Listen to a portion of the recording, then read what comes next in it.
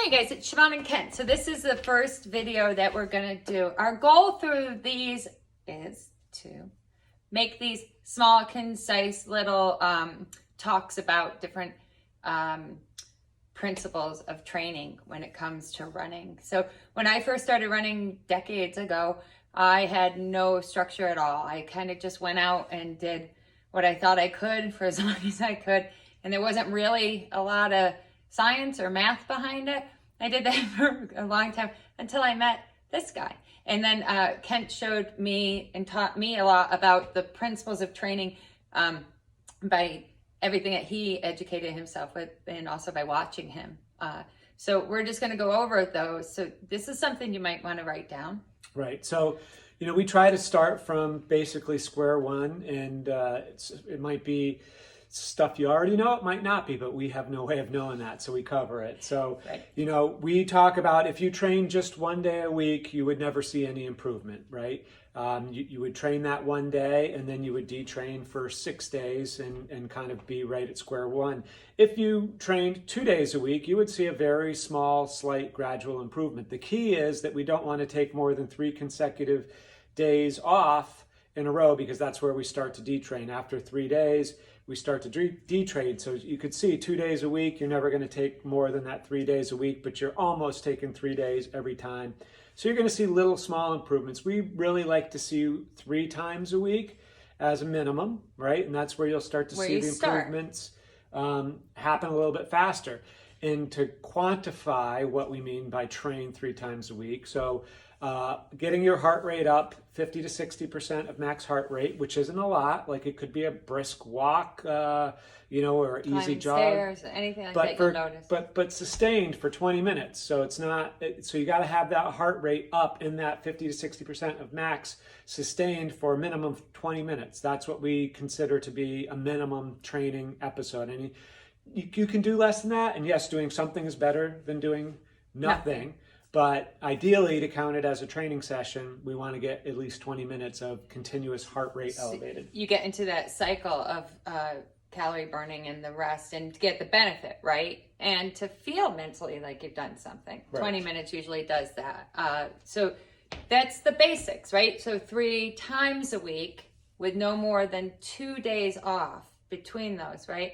As a starting point. Right. You don't want to clump all 3 days together and then take 4 days off. So these are things that we're trying to teach you that you always can go back to anytime during your running. So if you get a setback, which we all do, you can always go back to your basics, right? So 3 times a week, no more than 2 days off.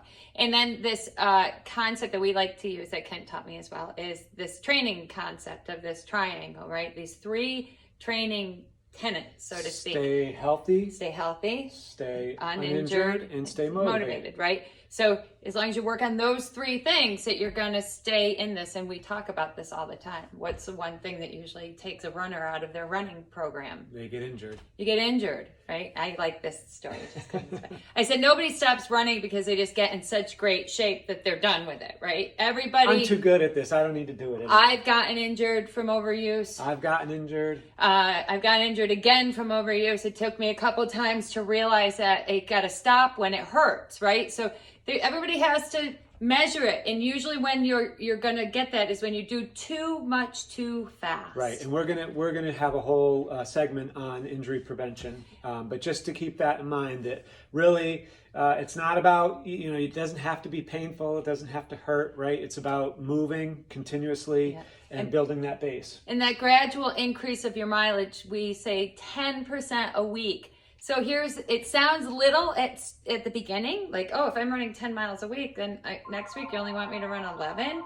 But it cumulatively, you'll get there. And what that does is it protects your body, right? Right. So can you do more than that? Yes. Most people try. But what we're trying to do is give you guidelines for how to try to prevent injuries. Healthy and uninjured and motivated. And the great thing is our phone's ringing in the background. But the other thing is that if you're injured, you can't train, right? So usually what happens is after a couple of weeks of running, you start to see results, right? And we get greedy, I call it. Everyone gets greedy. So we believe more is better, right?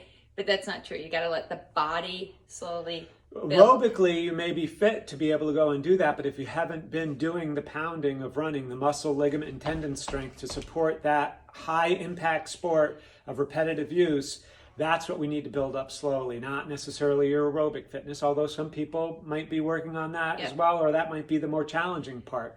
But so we're not saying that you can't do something. We're just saying you might, just because you can. Doesn't mean you should. Right. We have a lot of these little signs. And kind of the last thing on that 10% a week, you don't want to have any one run be more than 50% of your weekly total. So you don't want to go run like 6 miles one day and then have a total of 10 miles for the week, because that your one run means you should have had at least 12 miles. Right. And again, that's because we're trying to spread that wear out a little bit initially. So we'll work on that with you all. And, this is where your invitation to us is to, reach out to us if you have any questions. And if it's something where you're like, I want to train for this kind of thing, we're always open to helping anybody out with a training program, a personalized program. But for the general speaking of getting out there to remain healthy, uninjured, and motivated, right? What we'll talk about in our next video is proper running form, which is the secret to everyone's success. And you've got the best teacher right here. You guys, let us know if you have any questions. Thanks for joining us.